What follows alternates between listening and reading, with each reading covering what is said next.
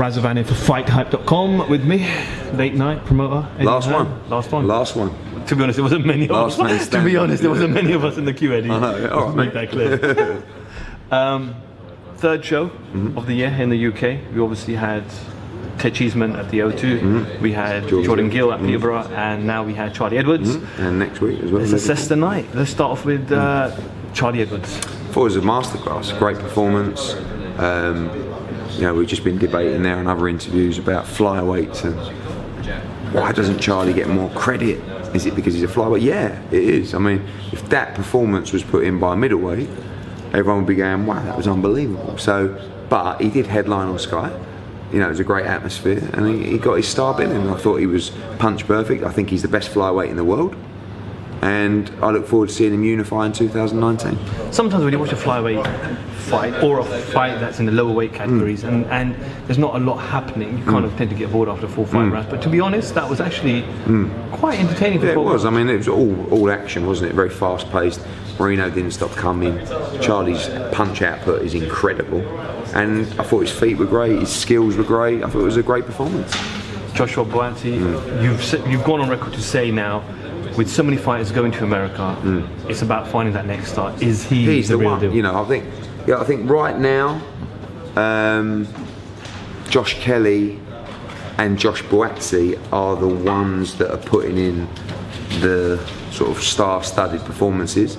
But with Caldina and Fowler and Coley coming through as well at a rate of knots. But Buatsi is the guy who, when you speak to the media and broadcasters and the fans, are going, fuck, this is the guy, he's, and I'm so excited about him because he's a very unique individual in that, if you watch the end of the second round, when Conroy sort of stumbled into him and he shoulder barred him, if you know Josh Buatsi, he would never do that, outside the ring. He's the most calm, pleasant man, but he's an absolute animal in the ring.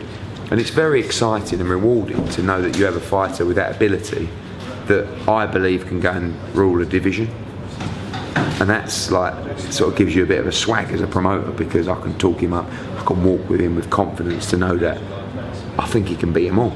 But 10 fights in, a good win tonight. I thought Liam Conroy did well, to be honest with you, and I'd like to see him box at Madison Square Garden on the AJ card, and we'll see how he feels over the next few days. He's obviously the British champion, but is it time now for him to step up to that European level? I'd still like him to defend the belt, once or twice. But the June 1 fight wouldn't be a defence of that belt. But I want to keep him nice and active. He's very sensible in that. I wanted him to fight on February 23rd, and he obviously boxed December 22nd, and he just said, my body feels tired, so I'm going to wait. Like every other fighter would just go, yep. So he's calculated, he's clever, and he'll see how he feels over the next 24 hours, and we'll make a decision from there. Lawrence Okoli? I think he might be the one that needs to step beyond those levels now, because I think he gets criticised for holding, but when Waddy got hurt tonight, he just wanted to hold. So yes, Lawrence did fall in a little bit too much, but he's winning easily, and he's had 12 fights, and he's won the Commonwealth title twice, won the British title, won the WBA International. So it's hard to criticise, but it's just about, I think you need to keep him fresh, keep challenging him. And I think the Lebedev fight is one he has to look seriously at, because I believe he can win that fight. It is too early. He should really have a bit more experience, but when you get a chance to fight for a world title, and when I think you're the favourite in that fight, it's hard not to take it. Other news announced today, Tyson Fury's opponent, your reaction? In view of my popularity, it's probably not that wise for me to criticise Tyson Fury, but anyone that says that's a fight anyone wants to see is lying. So the disappointing thing is that he had a fight with Wilder, which was a good fight. He, in my opinion, won that fight. Close fight, but he won it. They order a rematch. He gets a chance to put that right and move on to massive undisputed fights. And then fights Tom Schwarz and turns the Wilder that fight down to Tom Schwarz. I don't blame him, because he's making a lot of money for an easy fight. But what about Joseph Parker? What about Carlos Takam? What about Alexander Povetkin? What about Dillian White? What about Luis Ortiz?